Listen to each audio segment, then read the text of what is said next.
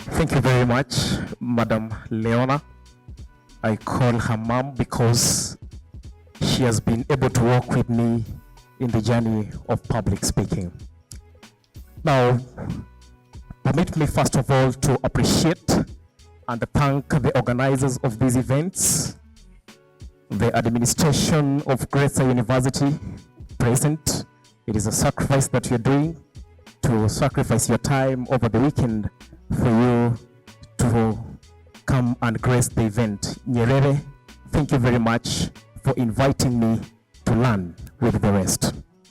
Now, my name is Caleb Mosongo Mweri. I am a final year student of Mount Kenya University, pursuing education arts, majoring in history, business, and theory. Those are my teaching field. I'm currently out on teaching practice in a school in Gatundu North called Kairi Boys. Apart from that, I also enjoy riding on the title of being a national debater. I'm also a public speaker. I'm also an author, just like our chief guest, Wale Bengo. I'm an author of a book called The Alchemist of the Invisible Ties. It's a project I'm launching soon. All of you shall and will be invited. Now, without wasting much time, you will allow me deal with the topic that I was assigned to. The main thematic issue of today, or rather the issue of discussion, is redefining leadership in a changing world. That is the topic that I was called just yesterday night, and I was told, Mwalimu, we would like you to take us through as our speaker for the day, to open us in understanding the topic of today. Now, I chose a different topic, but in line with, of course, what we are going to talk about today, adapting the spirit of Harambee and self-determination to contemporary global challenges. Now, 3 things you're going to get from my speech. Number 1, I am going to vividly and animatedly paint a picture of what kind of leadership system we had back in the day and what kind of leaders we should expect in the modern life today. That is number 1. Number 2, I will also be sharing with you a couple of key attributes, at least from my point of where I sit, that a modern leader, and that is the youths, what they need to expect so as to navigate the tough terrain of the modern leadership. Number 3, I will do a conclusion and welcome any questions that might be necessary or might be posed by the audience. So, let us look at the first issue that I'm going to deal with.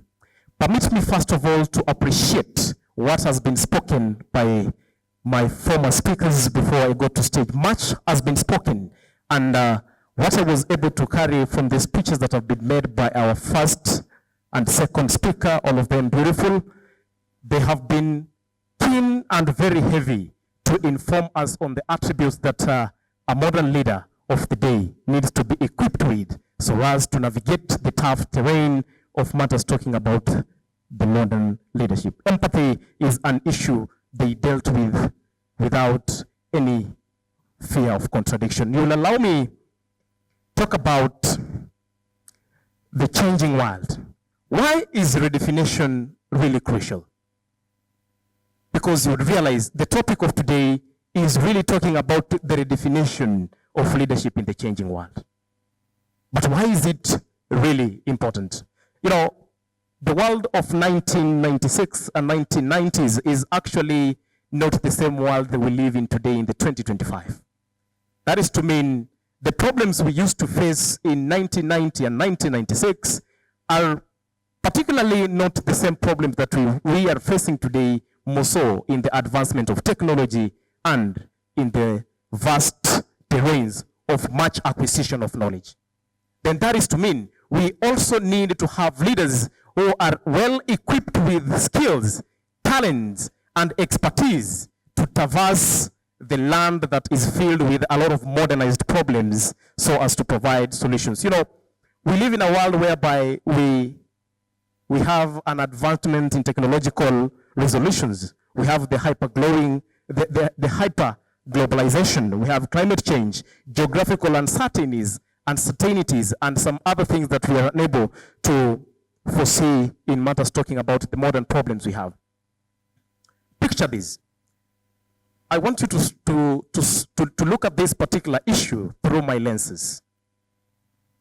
You know, during the old days of Safari Rally, I don't know if in here we have the people who are fan of Safari Rally, but just imagine during the old days of Safari Rally, we have the vehicles such as the Peugeot 544 that were really made to traverse the woody and the rugged roads of 1960s and 1990s, only using a paper map to traverse through the thickets of Kenya. And they really performed well, and they were champions of their time. But do you think in your own view that that particular car will really survive today if there was a rally and a championship for that? I doubt not. And that is particularly the main issue why we are here. To mean that at a point in time, I normally say that we need to continue with the intergenerational dialogues so that we can ensure the leaders we have today, you who are seated here, are equipped with the specific skills that will help them solve the modern challenges we have. What then are some of these attributes that a modern leader needs to have so as to be able to solve the challenges that comes with a crossbreed of traditional way of life, traditional way of leadership, and the modernity way of leadership? Number one, in my own view, that is, a good leader, just as it has been said by the previous speaker, must have a lot of empathy and inclusivity so as to be able to navigate. You know, the days of it is either my way or the highway are long gone. And hence leaders must be able to embrace the modern way of leadership, whereby if it is not my way, then what way will it be? Can I listen to you? Can I be more empathetic to see this problem from your lens so that I explain to you how I would have imagined the problem could have been solved through my lenses? So that through our differences, we are able to get a solution. Empathy and a lot of inclusivity. You know, back in the day, I believe that we are all young, but in my own research as an history teacher, back in the day we used to have a kind of leadership that wasn't all that inclusive, and it was rather authoritative than inclusive. Because you remember, gone are the days whereby FGM could be inculcated in the societies and people could receive it open-heartedly because it is not an issue of whether it is your way. It is my way, and my way is correct. No further dialogues, no further inclusivity, and that could be the laws of the day. But gone are those days. Leaders of this day, we leaders who are here today, need to have a lot of empathy and a lot of inclusivity in our leadership mantles and mandates, and even in our tenures in office, for us to be able to navigate the changing terrain in matters talking modern life and modern leadership. Number two, adaptability and resiliency. What do I mean when I'm talking about adaptability and resiliency? In a world where change is the only thing that is constant, the ability to learn from setbacks and recover quickly for a short time of period is always very good in matters talking about the effectiveness of people who hold public offices. It is not always about avoiding failure, because leaders who are in office will tell you they face failure every day, every time. But do your failures break you? I doubt not. Picture this. You know, when you look at the baobab tree, it is one tree that really symbolizes resiliency and adaptability. The baobab tree, the magnificent baobab tree, is always found in the iconic parts of Africa, and it's a master of survival. That's what I can tell you. It endures the harsh droughts, stores vast waters in its massive trunk, and withstands the strong winds, shedding off its leaves if it has to, provided that it survives the harsh conditions. It doesn't break, it doesn't bend, but it adapts to find new ways to thrive, even in the most adverse conditions. Similarly, modern leaders must be like the baobab tree, deeply rooted in their values, but incredibly flexible in their approach, just like the baobab tree. They must be able to withstand the extreme shocks and find innovative solutions towards solving the modern problems. Number 3, visionary yet pragmatic. True leadership requires ability to dream big, but also to actualize what you dream in reality.